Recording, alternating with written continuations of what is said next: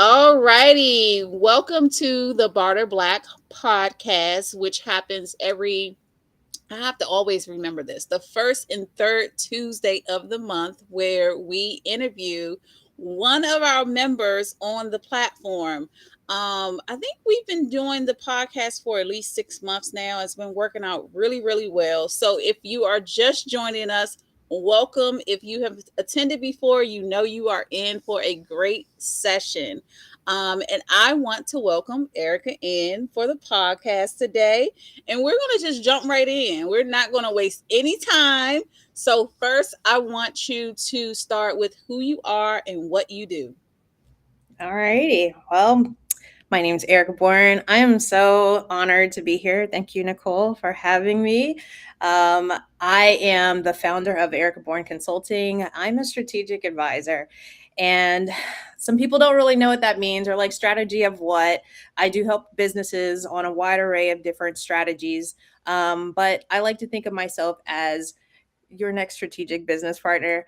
One of the things I like to do is help my clients restructure the questions around the solutions that they need and not just offer them solutions. And this is in the realm of operations, specializing in organization, process, and of course strategy for their vision alignment. Okay. All right. So, to begin, what led you into strategic consulting and organizational development work? Where did it all start? Oh, Jesus. Okay. So I think it really started with um, just the way that I think naturally. I like to say that my superpower is recognizing patterns and connecting dots. And as raw and granular as that is, it's so helpful when it comes to problem solving in the logical way that I think through various different things. My background is technical, so I have a degree in computer science. Software engineering, mathematics, that whole thing. And then I have a master's in project management. So I stepped into the technical project management world. And I've just always been really good at puzzles and figuring things out and putting things together and identifying gaps and process improvements and those types of things.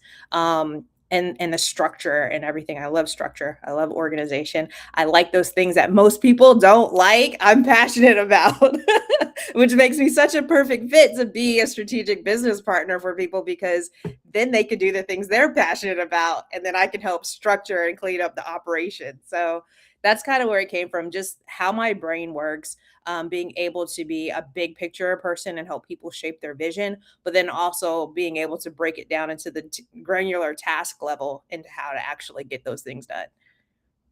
Yeah, it's actually funny that you love structure. I do too. Like things have to be in a certain order. Like I need forms. If I just need it to be structured. Where can I go find the information that I need? I don't need to search through emails and all of those things. That's why I love standard operating procedures and all of those things. But most entrepreneurs don't work that way. I So we know. have to have someone who can do the things that we don't know how to do, but also we don't like to do in Exactly. business. Okay, all right. So you've worked across corporate, government, and entrepreneurship. How did those experiences shape how you support business owners today? It just gave me like such a broad repertoire to pull from. I had a nonprofit organization back when I lived in Florida, and that was successful. It took off pretty quickly, too quickly. I learned that quote unquote failure can also be scaling too quickly and not being prepared for abundance, right? And a lot of people don't know that. And so that's one of the things I help my clients with is you can actually do very well and fail and not because of lack of preparation for that. The corporate world, I worked at a startup for a little while. So I have a technical startup. And then I also worked for the government, the federal government in the intelligence community. And that just, really shaped me and forged me into like a lot of strategic thinking. Yeah, that's very interesting. broad range of things to bring into, your expertise in working with entrepreneurs. So what was the moment you realized structure and strategy was the missing pieces from entrepreneurs? Yes, we love to do it all, but we can't do it all. So what made you say that this was the missing piece? I learned it while working in the large corporate structures, right? I learned it in government. I learned it in those settings because each of those settings they break down into at the organizational level, which is almost like small companies within themselves. And I looked at leaders who are really trying to um, push their vision. They really wanted to get things done, but things weren't moving or they weren't moving at the pace that that leadership wanted. And so, in my role as a technical PM, just taking a seat back and just watching it holistically, I'm like, hey, they have the right people. The people are smart, but the organization, it's not organized in such a way where the right people aren't in the right roles. The accountability doesn't seem to be there. Like there's various different breakdowns in communication. And so that's where I started with the organization part. And then the next piece of it being process. It's like, what processes do we have in place? How can we make this thing efficient? Like, what are we trying to? Everything boils down to inputs and outputs, right? And so a lot of times the inputs weren't correct for the right outputs. And that's your process. That's your operational side of things. And then strategy, strategic vision alignment. That's the other part of it. It's, do we even truly understand what the vision is? Is everyone bought into that vision? And what's our strategy? Meaning that it's a war term for how are we going to win this, right? How are we going to meet this goal? And so we have to apply that right strategy and make sure that your team, your army is on board with that strategy.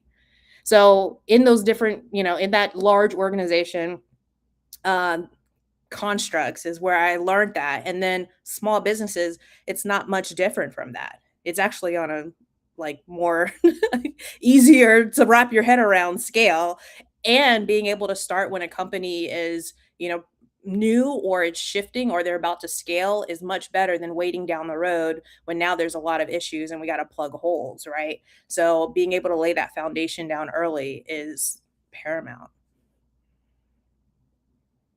Awesome. So you talked about businesses and leaders. What types of businesses and leaders do you feel you're most called to support right now? My sweet spot is technical. I like technical teams. I love working with technical people. And now, with the caveat, I will say that I feel like everybody should be technical because we are living in a technological era. And so, if you aren't incorporating technology, then you are not running your business as efficient as it should be. But the more technical, the better. I love working with software engineers. I love anyone that has or needs a digital footprint, which is pretty much everybody at this point. And so if they don't have it, I like to introduce that to people. This what you said reminded me of. I'm I'm not gonna say I'm telling my age because it is what it is. It reminds me of when cell phones were first. We had the pagers, but then we moved on to the cell phones. We had this. Did we had the cassette tapes before they had the CDs, right? So there's an Yeah, evolution. I'm a millennial. I understand. Yes, yes, I was there. There's an evolution that we have to, and businesses have to, kind of follow to be up to par with everyone else, and we can't stay stagnant in, no, I'm not using that, or this is not the way it's supposed to be. So that's what I heard Yep. when your answer for just saying that. Okay. All right, so you talk about operational gaps and stalled momentum. What are the most common gaps you see in growing businesses? I think the most common gaps are when the owners don't really want to. It's one of those, hey, if it's not broke, don't fix it. And that is true to an extent. However, when it comes to scaling your business and taking it to the next level, it doesn't have to be broke. We're making it better. And so a lot of businesses get stuck in the success of a mom and pop level and then they want to take it to the next level, but they don't know how to go there because they don't know how to let go of what's always been working for them. And they can't really wrap their head around what's that next thing. I'm picking up everything you are putting down tonight, Erica, because I believe in it all, which leads me to my next thing. Many entrepreneurs focus heavily on marketing. A lot of us sell, sell, sell, revenue first. Where does structure fit into the growth journey? Oh my gosh, everything. And when you talk about marketing, right? Because there's marketing strategies. I think one thing that a lot of business owners have to be mindful of is almost every industry is changing right now, right? I talked about how we're in a technological era, and with the advances of AI and the way that we psychologically respond to it, it's all shifting, which means the way that we do marketing has to also shift. And a lot of business owners, because they're so busy doing the passion project, busy working on what they're working on, they're taking a lot of, I hate to say it, antiquated techniques of marketing to market their business because it worked for people maybe even 2, 3 years ago. And not to say that it's bad, but we have to think outside the box, right? And this is where that structure and strategy really has to change because everyone's marketing today, it's not going to look the same. I mean, even down to the psychology of, you know, a human being, right? And our attention spans that are evolving, right? How we see various different things, like the advances of social media, like how are you marketing your business and the type of business that you have. So if you don't understand the structure of your business and really that vision and where you're going, you won't really be able to lay down a marketing strategy that fits your business. It's so much to do as a business owner. And it's very important for anybody who is watching right now or who will see the replay. It's very important to make sure that we have these particular experts in our business so we don't have to worry about all the things because it gets overwhelming. You get stressed out, but things like this with the structure and the strategy and all of those things really do help you feel a little better, not only just your business but you personally. It just makes you I'm like an automation bandit. Like I love automation. I love structure. And one of the things that I try to do is every quarter go in and look at our processes to see how we can make them better. But just having someone who knows the ins and outs and everything is just super, super important. So, how, not how, but can you explain the Born OPS method and how it helps businesses scale?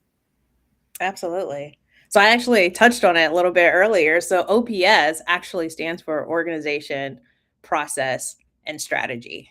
And that's just laying down that organizational structure. Your people, people, people. Like at the end of the day, we're in the industry, we're in the business of people, right? So that's why that organization part is first, like getting your organization structured in such a way that your people are in the right places, that they feel valued and you're using them, the their talents and what they bring to the table in the right constructs and the right roles is very important, right? So that organizational piece is foundational. Processes, like I said earlier, right? That's how you do your operations. That's the automation that you really like, right? That's filling in those gaps, that's finding efficiencies, that's not wasting your time, and that's just not finding solutions, right? That's also, let's reframe the problem so that we can make sure that the solutions are correct. That's not wasting your money going out there buying some product that you think is going to be the answer to all your problems, and then you just wasted a ton of money hiring a person or buying a product because you didn't even know what your real problem actually was. So that's that middle process piece. And strategy is really over, it's the gravy on all of it, but that's really about your strategic vision alignment. It's making sure that, hey, where are we going with this business? What are we really trying to do here? Right. And this is, for me, I like supporting those purpose driven businesses, right? This is not just a hustle. This is not just a, hey, I just want to be out here and make a whole bunch of money. Like, no, what are we doing? That's a vehicle. What are you actually doing with that? What's your North Star? What's your vision? And let's make sure that everything that we do has a strategy that's aligned with actually getting there. So I don't hear people talk about the North Star often. So can you explain to people what the North Star is? Oh boy. Uh I really had a great mentor who told me about ikigai, which is like a Japanese term, and a lot of people probably may or may not know about that. But that makes me think of the North Star. It's really what is your guiding light, essentially. What is that thing that is really the passion that's burning within you that makes you keep doing what you're doing for your business, right? Right? The heartbeat behind what you're doing. And if you don't have that, it'll be very difficult for you to continue when the times get really hard, right? It's that thing that really pushes you, and that's the alignment. And it's also the thing that draws people to you, right? I think that it aligns with, the purpose, our God-given purpose. It aligns with your gifts. It aligns with I mean, it's the thing that, really truly makes what you do and how you do it unique. And so people are drawn to that, right? They're drawn to those gifts. They're drawn to your story. It's a part of who you are. It's a part of your identity. It's your North Star. And that's it makes sure that you're always heading in that direction, that everything that you do is in alignment with that purpose, and it helps you from going astray, right? And so I think the North Star and finding that, I love talking to clients and finding out, like, tell me your story. Like, I need to know your story because that really energizes me. And now you have someone that has your back. I'm on board because I heard your story and I'm like, okay, I'm bought into this. Yeah, yeah. So thank you for explaining that because I don't hear people say that too often, talk about the North Star. So, why do you think many entrepreneurs struggle with structure or systems? What's the thing? I What's our problem? Well, I don't think there's a problem for that. I mean, I think it's just how we're wired, right? We are created for community, right? And everybody has their thing that they bring to the table.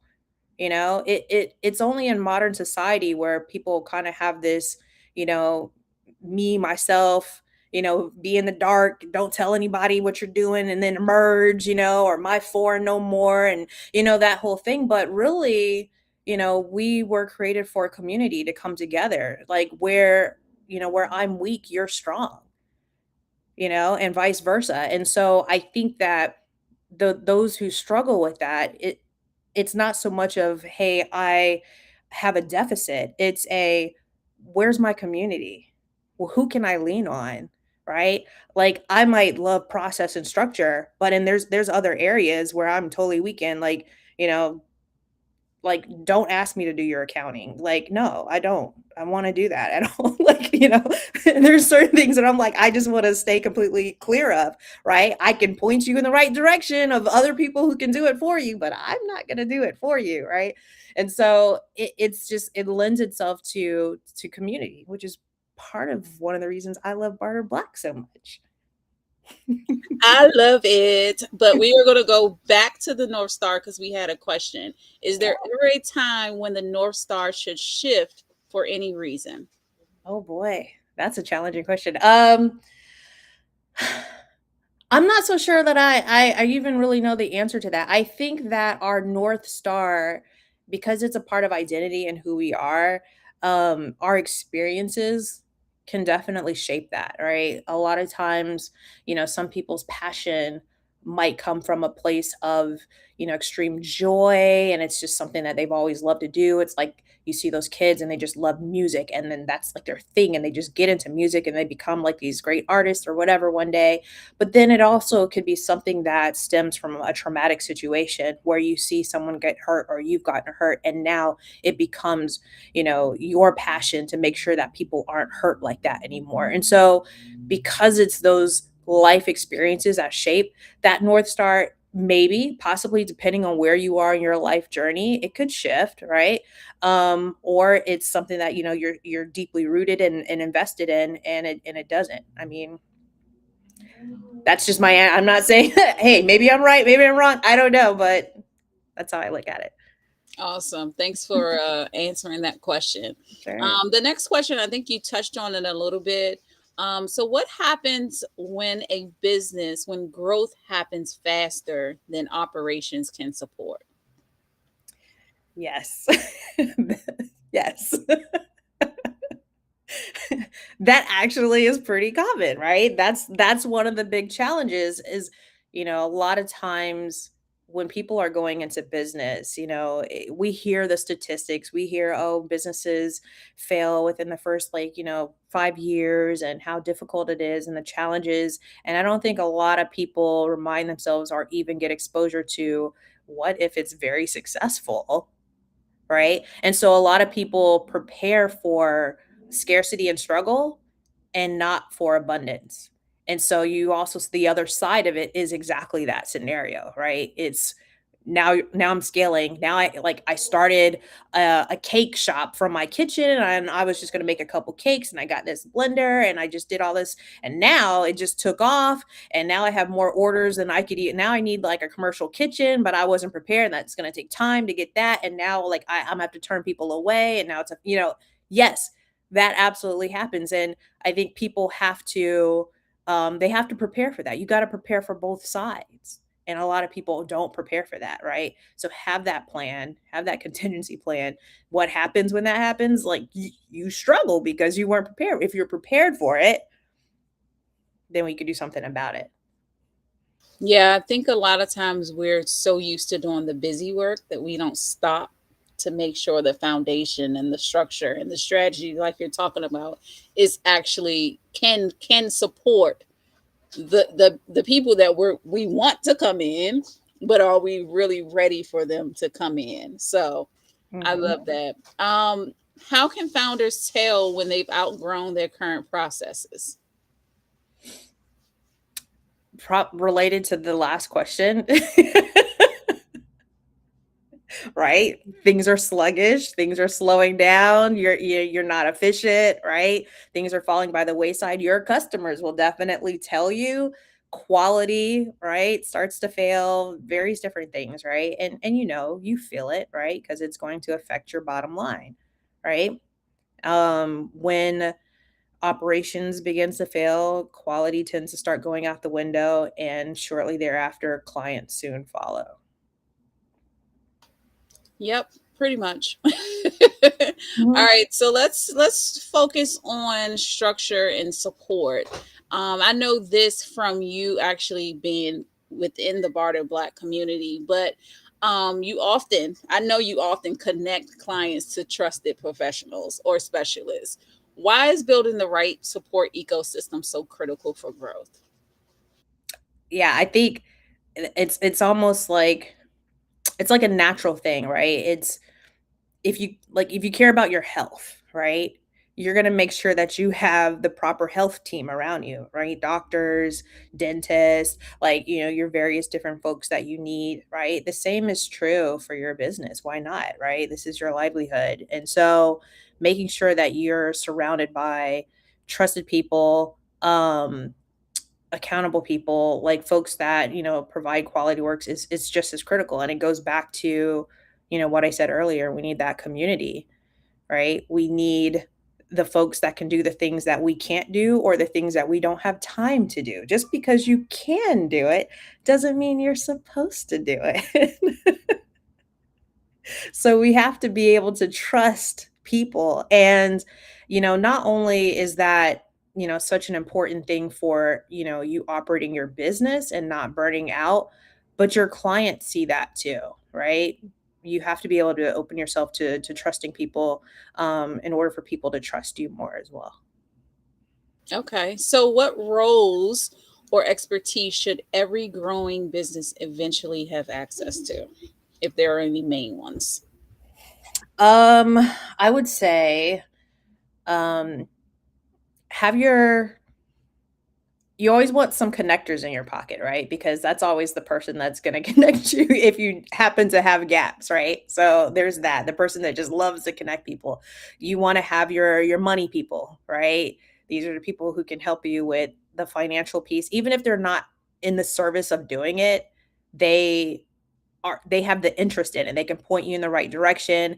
They're going to bring those tips and strategies to the table. They're going to shed light on the things that you haven't thought about, right? You're going to need your technical person, right? That's going to help you with like, what's the latest in tech? Where am I missing in the technological items and things, right? Your creative person and your marketing, your branding, that type of thing that can help you shed light on your blind spots to that. And if you're lacking in those things, you need your business strategist like myself that can actually, shameless plug, right? That can help you in those areas and connect you with those people at the same time, right? So it's making sure your operations are as smooth as possible, making sure that you're asking the right questions so that when you do go to your tech expert or when you do go to your branding expert, now you're going to them with full knowledge of where you stand today and you're not wasting your money. Yeah, thanks for that. Because I see it all the time in our meetings and everything. You are definitely the connector. So definitely get with Erica for strategy, structure, all of those things. What's one operational improvement that creates the biggest impact for most businesses? Biggest impact. Ugh. It's definitely going to be along the lines of you definitely have to find efficiencies in technology, using technology this day and age, and I'm going to say AI, right? Do not be afraid of it. Right? Just learn how to navigate it. We're in that world, and so because the folks that are embracing it, um, they're moving exponentially faster than those who aren't. So if you want to stay ahead, you definitely have to embrace AI in the places where it's going to create efficiencies in how you do your operations. Automate, use AI, you know, build those efficiencies in, save yourself time, headache, all those different things. But, the more you learn about it, educate yourself, expose yourself to it. It's out there. You can get it free information. It can teach you itself. Like ask it questions. It's not hard. You can do it. You have to.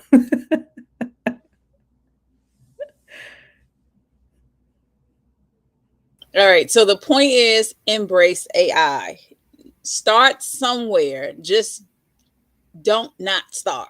That Right. that's that's where we are. Okay. So if entrepreneurs, where should I said start somewhere, but if they feel overwhelmed by the systems or the structure, where do they start? Well, you could What start do with they do? you can start with ericabourne.com. Or I would say, start with your favorite LLM. I'll just, everyone, of course, they want to say chat GPT. Chat GPT is not the only one. There's lots of other ones out there. And, here's a little nugget, free information for you guys. If you have a Google Workspace account, like a pro account, you're already paying for Gemini. Use it. You're paying for it already. So play with it.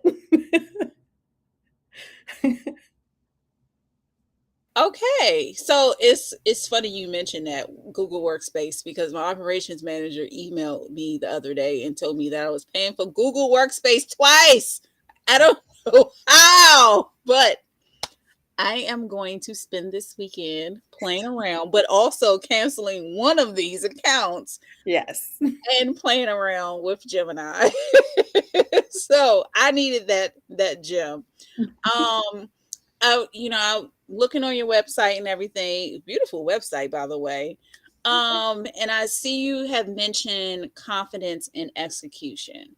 So how does structure influence leadership confidence? Oh, I mean, that's just think of it as the same way of, if your house is messy, how confident are you in inviting someone over? Like, you know, it's when things are in working order and you have structure behind it, and it's, working like a well-oiled machine, then you're getting what you're expecting out of it, right? And that obviously will build the confidence in, okay, I did this thing right. Like, it's working. Now it gives you room to tweak it and now improve it. Awesome. So, what mindset shifts do you feel founders need to move from the operator to strategic leader?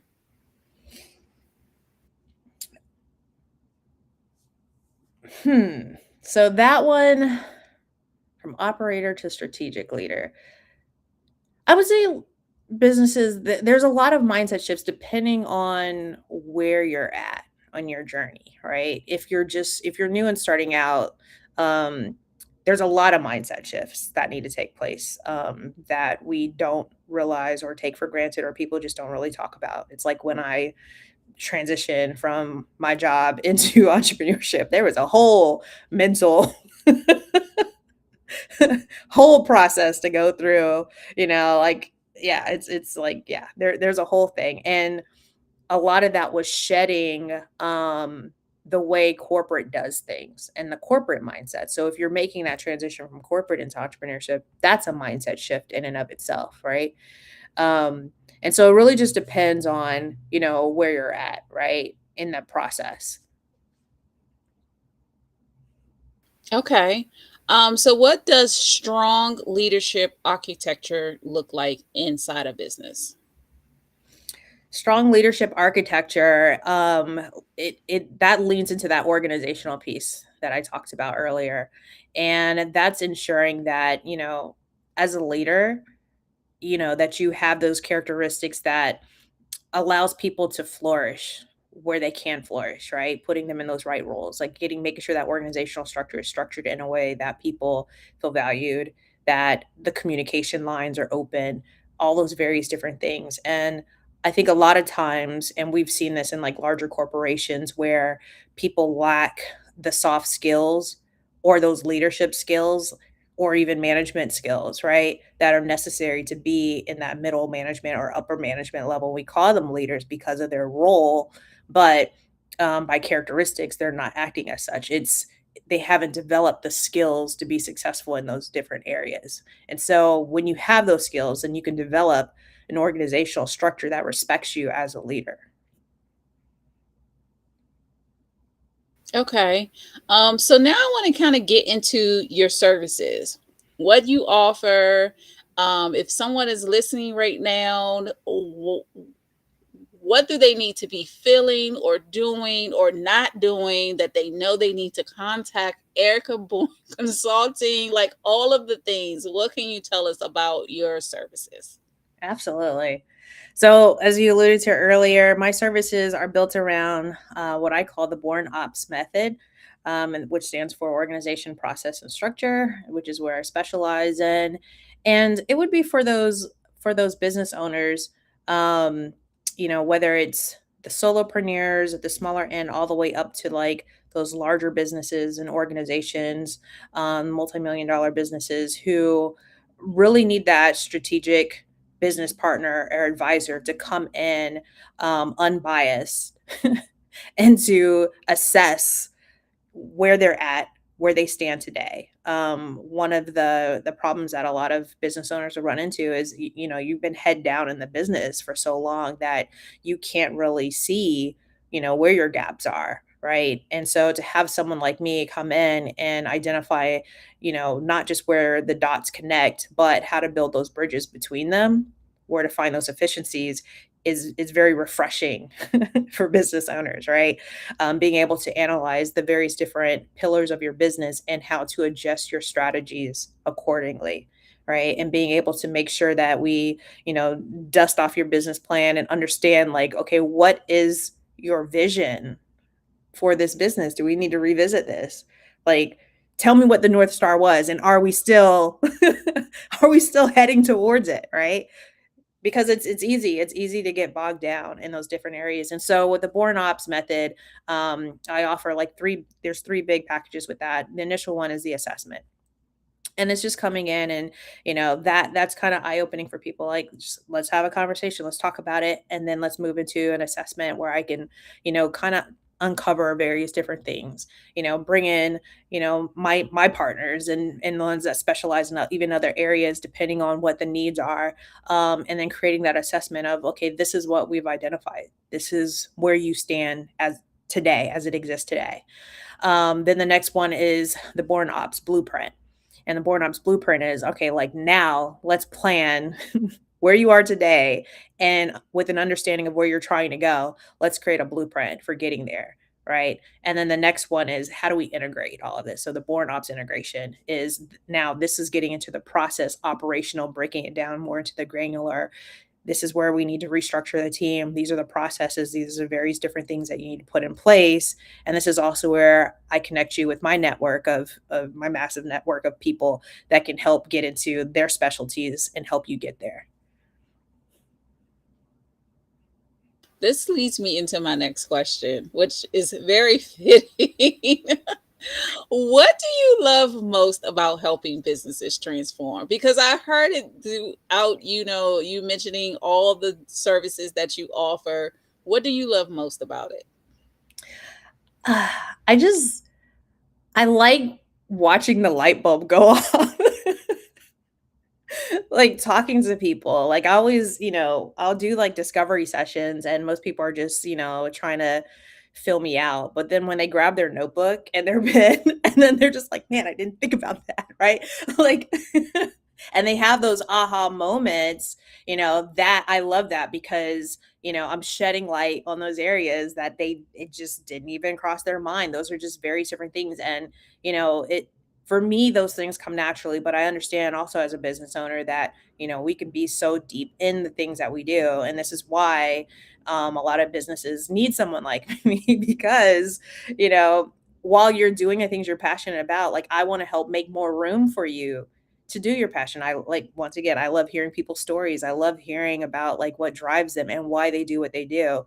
And so that's the other thing I love about it, is like, well, let me help you walk into your purpose even more. Let me help you remove the barriers so that you can have a purpose driven life.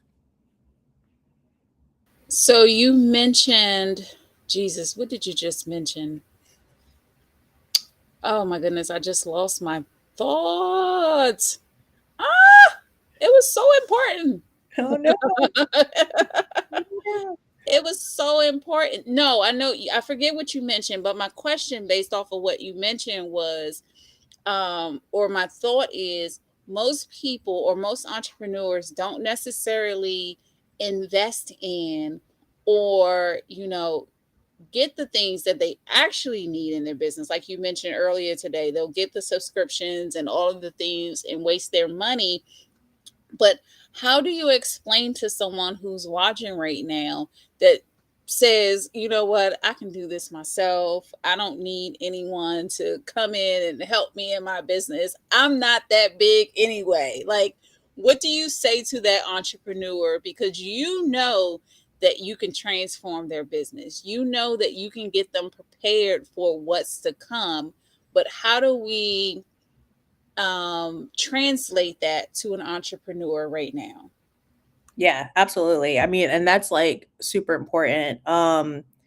Because it's that business where you're fixing a problem that people don't necessarily know that they have yet, right? It's one of the two businesses types, right?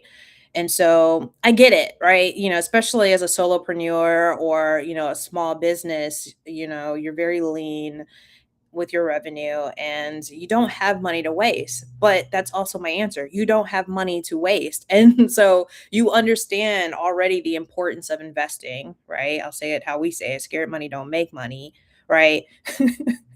So in order for you to do that, like, there is a part of risk taking, right?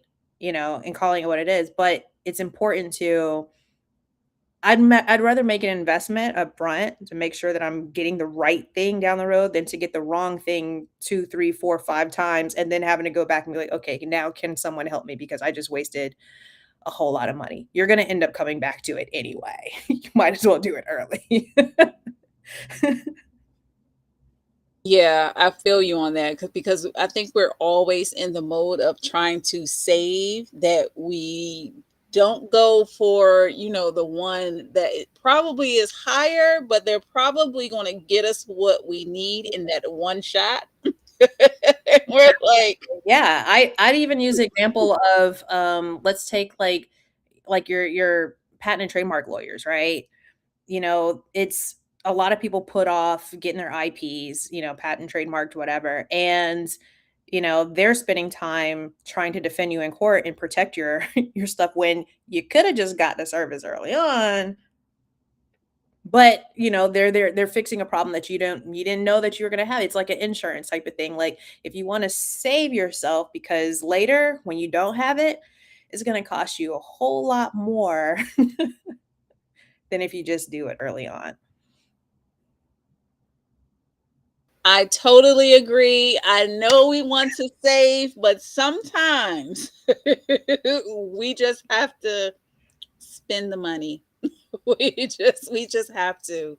And I feel you on the trademark and all of those things because I've spent a lot of money Yeah. on a trademark attorney and trademarks in the last 6 months in the four-figure range. So hopefully, well, not hopefully, it will pay off, It will. but it hurts. Yeah, yeah, It hurts. But yeah. I know it's well worth it. Um, so what's one step that an entrepreneur leader can take this week to strengthen their business foundation? I would say I'm always the one that's like, it doesn't seem like going forward, but I would say pause. Like, bake in time to just pause and rest and allow yourself to, you know, take a step back and breathe and just kind of naturally gain clarity on some on things. I think that as business owners, we can just be on the go, on the go, on the go, on the go, and then we're always thinking that I'm doing so much and I feel like I'm not making progress because there's so much I need to do and there's so many things. And really all you need is just the next thing, right? You don't need to like jump into the pool of all the things, right? You just need to know what's next and the right thing that's next. And that takes stepping back and breathing and having grace for yourself. You're not perfect. Sorry, everything's not going to be perfect. Everything's a lesson learned. You're being shaped. You're all those various different things. And so taking a step back is not going to make you any less productive, but it's actually going to provide clarity for you to know like what's the next thing that I need to do, and then just do that. But just take the time to breathe. I'm so happy you said that. We don't say it enough. Like, you really have to just pause. Mhm. It's super, super important because we're so knee deep in our business and this is our baby and we're doing the busy work and all of those things that we just don't stop.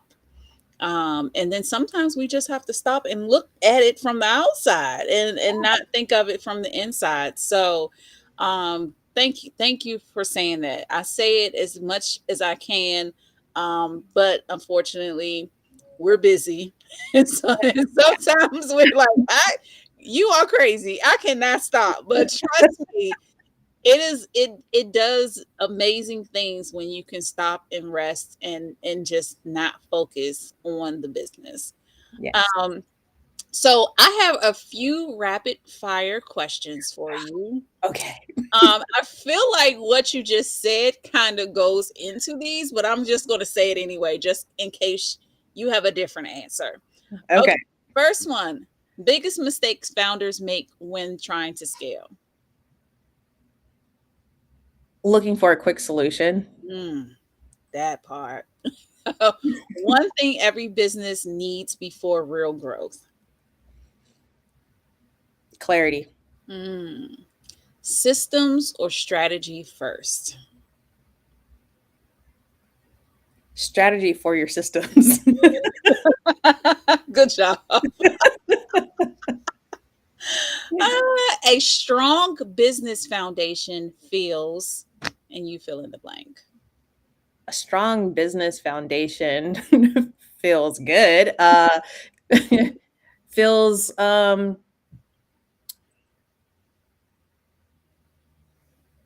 gosh, I don't know why that's hard. It feels good. I mean, it makes things go smoothly, and it feels like you can breathe. Mm, for Essentially, sure. For Mhm. sure. Strategy without execution is. A good idea.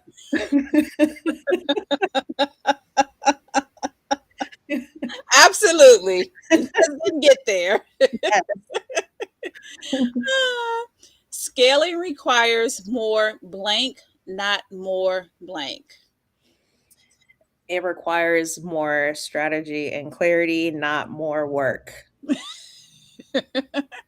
Awesome. See, that wasn't hard, right? I don't know why I got stuck on the foundation one. That's so funny. That's okay. All right. So, how can listeners connect with you or learn more about your work? Give us all the details. All the deets. So you could find me on LinkedIn. It's just Erica Bourne. It's not the Burberry Erica Bourne. It's the Erica Bourne, the Erica Bourne Consulting. Instagram at Erica Bourne LLC. You go to my website, ericabourne.com. All of my social media handles are in the header, at the footer. So you could follow me there. Yeah. Oh, you're muted. I can't even hear you. I forgot I was muted. Oh, But anyway, thank you so much. If you enjoyed the podcast, please reach out to Erica. Definitely connect with her. Thank you, Erica, for being here.